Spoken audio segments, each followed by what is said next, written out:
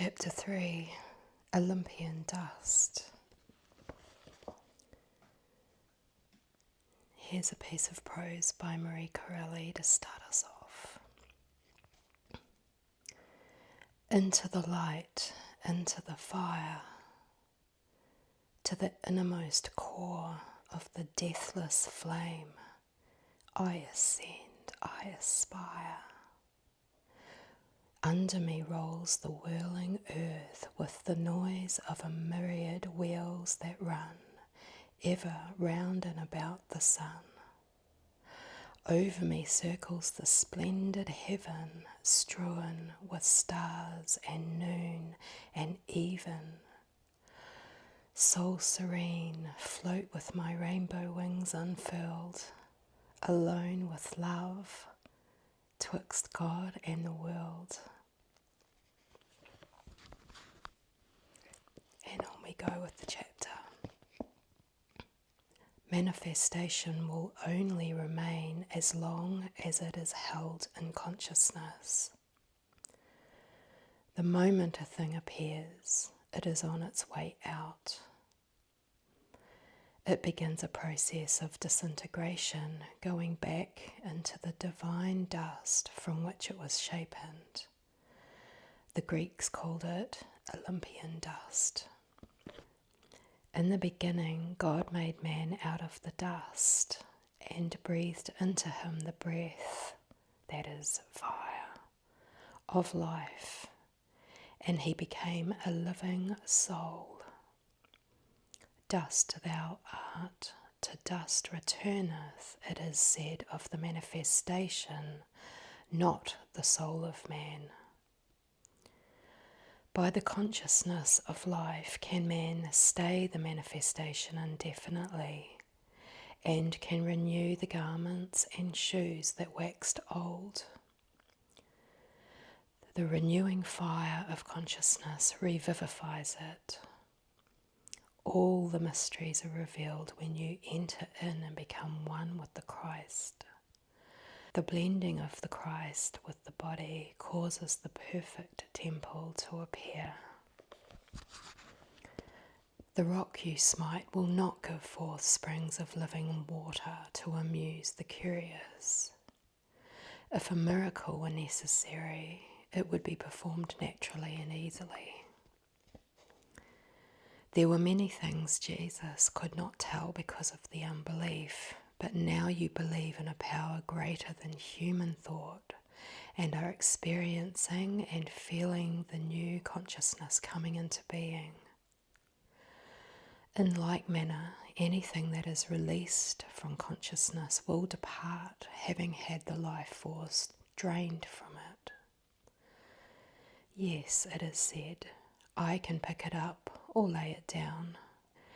The Jesus Christ consciousness has the power to self-resurrect the dead body and to rehabilitate the disintegrating body.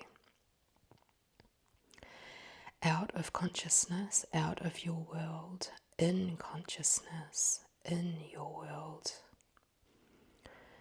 When the human thought is broken, the God thought flows and integrates itself through the temple. Then it is that the idea or cosmic urge of God comes to man. As he gazes at this new idea, it becomes clearer and clearer until he can say, it is done, and see it appear. In all, every one of them, thy ways, acknowledge him, and he shall direct thy paths. The hell of human pictures and beliefs in which you find yourself will suddenly change into the flame of love. Where you stand, the ground is holy when you recognize the One. It is easier for a camel to go through a needle's eye than for a rich man to enter into the kingdom of heaven. There's a dog laying a complaint in the background. Not at Walter. He's off in the distance. It's all right. Let's keep going. The needle's eye was a gate through which to enter Jerusalem. It was so low that in order to enter, a camel must be completely divested of its load. So man, in entering into the consciousness of Jesus Christ, finds he cannot enter until he is divested of all the load of human belief. When he unloads or lets go or leaves all, he does not leave person, place or things necessarily, but he releases his belief of any power in them. When the closely clutched symbol of a thing is released, the real manifestation will appear. In the fires of self-recognition do you discover the spiritual priority of all things real, all law and power.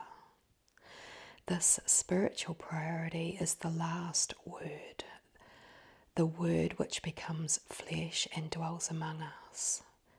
The accumulated human thoughts of man are stuck together like a pack of wet labels.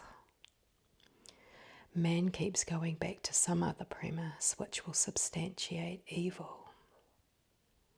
A divine forgetfulness will obscure the thoughts and events of yesteryears completely.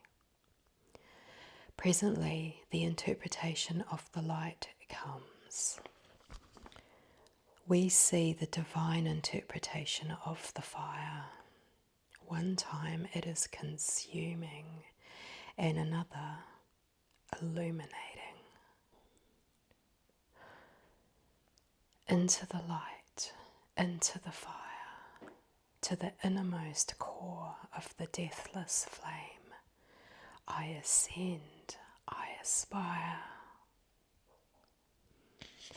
That's the end of chapter 3.